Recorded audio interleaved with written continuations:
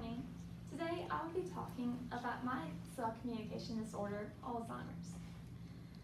First, I want to begin by discussing what cell communication is and why we need it. Cell communication is how cells receive and transmit messages or signals. And we need this because we have so many functions like breathing and speaking and thinking that we don't even think about, but we need cell communication for it to occur.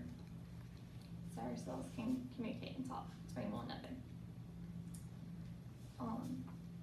How does cell communication occur? Well, cell communication occurs when a ligand binds to a receptor protein, the receptor protein of a target cell, and transmits the message.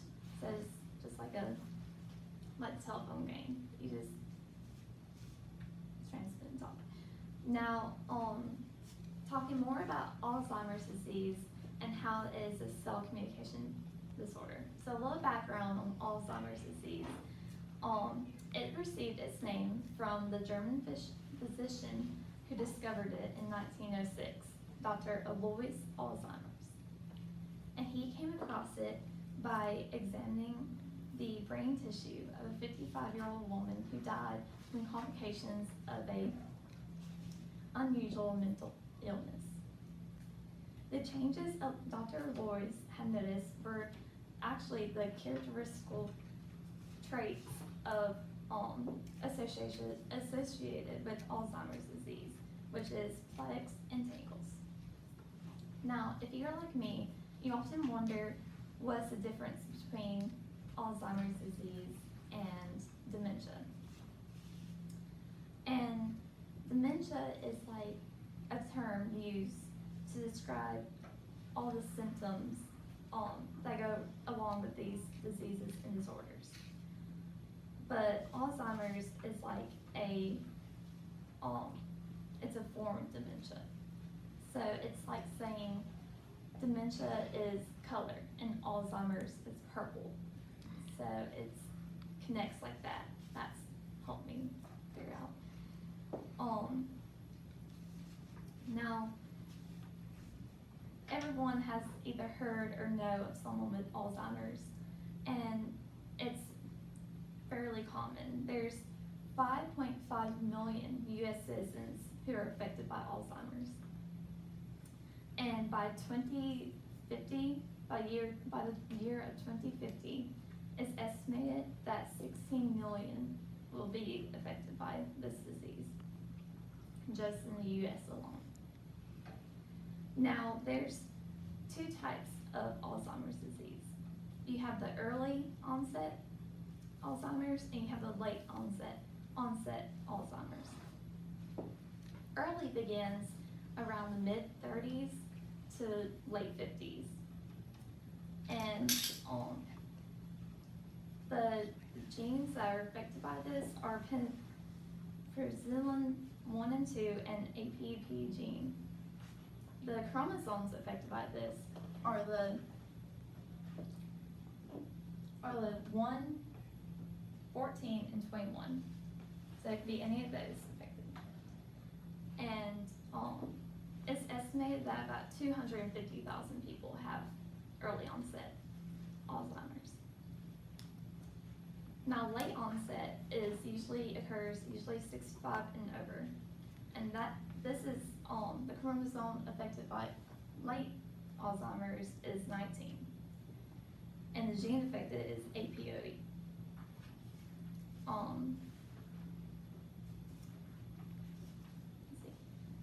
Those who, you may ask, who's affected mainly by Alzheimer's? Well, women are more commonly affected than men, and its early signs are memory loss that leads to disruptions in life, like and difficulty completing daily tasks, like maybe tying shoes or just things we do every day that we don't think about. But symptoms are mental decline, difficulty thinking, calculating simple problems, and this goes on to delusion, confusion, inability to recognize simple everyday objects and things. More on the behavioral part of the symptoms, we have irritability, aggression, repetition of words, and personality changes. There's also mood swings that go along with this disease, and you see a lot of depression and jumbled speech and paranoia. Now, in the news, I've been researching, and recently they've been looking for a cause for Alzheimer's, something to try and figure out how to fix it or prevent it. And they have found that a buildup of KCNB1 is maybe the culprit in this, and they have begun trying to use the drug Ciprocil to help counteract this. It's used to treat leukemia patients, and they hopefully in the future they can continue to research and work with it to help those with Alzheimer's and counteract. But as of now, there's no cure for it. Preventive treatments include just regular physical exercise.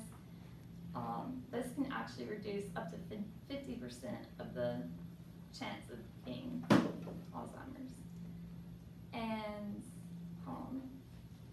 when you do physical exercise, you have to maintain old connections, like moving your arm, that's a movement, you have to maintain that. And you also make new ones when you try something new. So it's just exercising those neurotransmitters. Another big preventive thing that people have been using is social engagement. They encourage older people who may be starting to develop or are worried about developing Alzheimer's to get involved in the community, volunteer, join groups at church, or just anything to get that social interaction. Now they also say diet can help. They recommend to cut down your sugar intake. This a lot of sugar leads to high blood sugar, and this inflames the brain, so it's not helping anything.